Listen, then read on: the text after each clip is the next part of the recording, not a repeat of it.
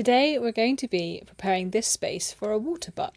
I have two and I recently installed my larger one outside in the front garden. But I've decided that it's a little bit too big, so I'm going to move it out here. So I started by just clearing off some of the breeze blocks. I had these left over from a previous project. I can't actually remember what I was going to use them for, but they didn't end up needing to be used. And before I forget, I didn't make my daily vlog yesterday, and the reason was that I forgot.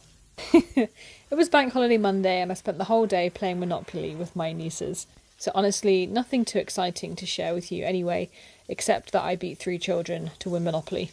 And I don't feel bad about it. It felt quite good actually. I'm going to try and find some way, I don't know how I'm going to do it yet, to get the runoff from the shed. I mean, it's probably impossible, but try and get the runoff of the rain into the water butt over here. I really don't want to miss out on all of the rainwater that's collected so far in the water butt in the front garden. So I'm just going to take my watering can and see if I can empty it out before bringing it down. So this is the larger water butt, the one that I'm going to be moving. And I stuck my watering can under there to collect the water. And I noticed that something a bit fishy was going on. The water wasn't coming out, so I wondered if maybe there was a blockage and thought I would open it to find out. And when I opened the lid, I was a bit surprised by what I found. Apparently this tap's been open the entire time, so no water has actually been collecting in here. Oh well. So there we go, no rainwater to save after all. But there was some, so I decided to tip what was in there out, and as I was doing this I realised that it wasn't feeling like it was that heavy. I thought perhaps I might be slightly over-engineering this, and I decided on a slightly different approach. Okay, so I'm actually going to close it up because there's very little water in there. I can just take it down as it is. Before I go inside, I decided to move my other water butt onto this platform. And I moved the platform itself slightly further back. I don't want it to be too close to the house because if it is, the water will run off the back and the water will run onto the house. We definitely don't want that. That's how you get mould inside. Since I'm here, I'm actually going to put my smaller water butt on here just so it's out of the way. And when I have time, I'll come back and I'll redirect this guttering so that it's actually going into the water butt. I dragged the water butt across on the piece of MDF that it was on. The MDF was soaked through, as you can imagine, having been in the garden for a number of weeks. And this wasn't a surprise to me, this was supposed to happen. The only reason that I put it on a piece of MDF was because it was all that I had at the time, and I didn't want to put this water butt directly onto the stones, because I was worried that it would cut the bottom of it. I also don't want to drag it right now, because I fear that it may break. So instead, I leaned it over, allowed the water to move around, and then slowly pulled it across. The decking isn't particularly sharp, so I wasn't too worried about this causing rips in the bottom. I gave it a little wiggle until I was completely happy with its position. I then put the guttering back together. Some of the bits had actually fallen out, and I did my best to try and connect the 2 separate pieces so that the water would drain out properly before I have time to come back and fix this. I did that just by sticking a couple of stones underneath. This won't cause me too much of a problem as long as I come back fairly soon and repair this. What I'll be doing to repair this guttering is actually redirecting it so it goes around the wall and into the water butt. I'll be doing this by adding a couple of 90-degree connectors and cutting down the pipe to go in between.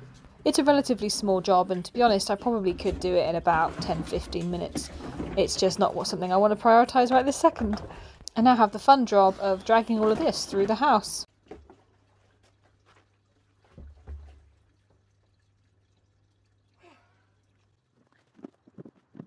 Have you ever wondered why water butts come with a stand like this?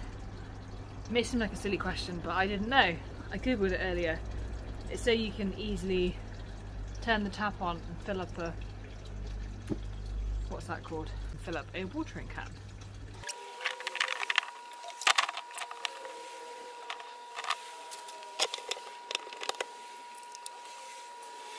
Once I'd placed the water butt on there, it looked super wonky, and this is why.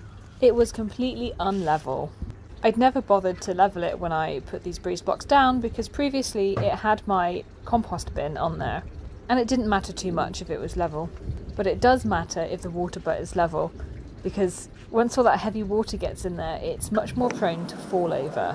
I'm gonna keep the fix for this quite simple. I'm just taking the breeze blocks up, and I'm going to flatten out the soil underneath so when I put them back they'll be level. I tried to start raking the ground, but I found so many worms. I think this was a breeding ground as there was quite a lot of young worms there, so I wanted to save them all. Worms are also really good for your compost, so I'm going to rehome them. And when I tell you there was many. There was lots of worms here. If you don't like worms, you should look away now. Look at those. Worms improve both the physical and chemical decomposition of the compost. Basically, they eat the scraps and then they poop them out. I raked up the soil to try and make it a little bit looser, paying attention to the areas that were previously too high, and moving that soil over to the areas that were previously too low. I then used a flat bit of wood to try and even out the surface and level it even more. This is such a great way to see if it's fully level, which can actually be quite hard to do by eye. Next I need something to stamp down the soil. I didn't have any proper tools for this, but I did have my feet, which make for a completely free stomping tool. It would also be quite funny if I put some sort of music behind this. Look at my little feet go!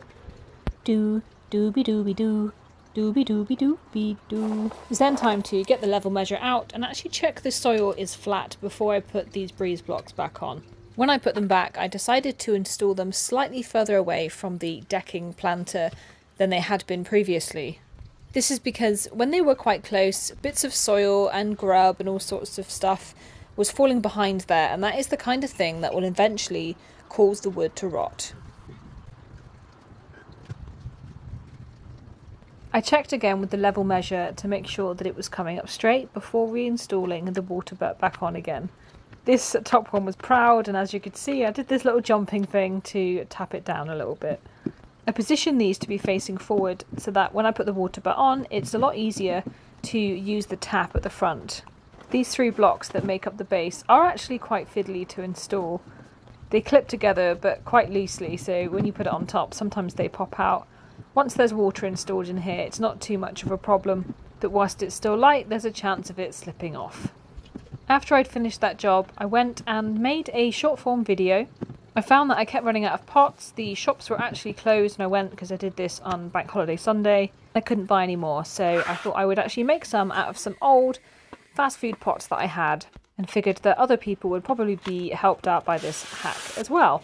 That's pretty much how a lot of my ideas come up, where there's things that have been helpful to me and I share them. I'm going to be planting out these potatoes. I've just cut these off of my potatoes in the kitchen because they had some really good, these aren't really called roots, but you know what I mean. They had these sprouts coming out. I'm going to plant them in these potato bags. You don't need a lot of soil in them. You just start with a small amount of soil, cover them up, and then when they start to grow leaves, like this one in here with leaves, there he is, just cover up the leaves and then it encourages more potatoes to grow. I also got out into the front garden to try and remove some of the dead branches off of this fuchsia. As you can see, it's got a lovely bit of new growth there. And also up here. A whole bunch of my fuchsias died off in the winter because the winter was quite cold, so I'm glad to see these coming back. To take off the dead bits, all you have to do is just kind of like scrunch the ends and all of the dead branches will just pop off. When they're still alive, they'll bend, and when they are dead, they will snap. So that's a good way to tell where you need to cut them off. Like this one, look, scrunch, scrunch, scrunch, scrunch. Just takes off all the bits that you don't need. So this plant is definitely still alive because it's bending and not snapping. In this pot, I actually couldn't find the plant at all, apart from some weeds that I took out. So I think this one has definitely snuffed it. I thought I spotted some new growth in there, but that was also just a weed. I put my weeds in my compost. I tend to avoid doing this if they've already got seeds, as I don't want the seeds growing in the compost, because then I'll just have weeds in my garden when I come to use the compost. I noticed that this plant was completely waterlogged, which is weird. I would usually put holes in the bottom before I plant a plant. Obviously I must not have done that, so I just popped it over and I drilled some holes in the bottom. Look at all that water piling out of there. Sorry plant, I've been neglecting you. All that was left to do was just to try and remove as many of these weeds as possible. My roses are starting to grow, that's very exciting. Another fuchsia that was on the brink of death. I also add all of the twigs that I take off of these directly into my compost as well. And despite all of the recent rain, amazingly, this plant was actually completely drying up, so I had to water this too. I'd love to hear about what you're doing in your gardens in the comments.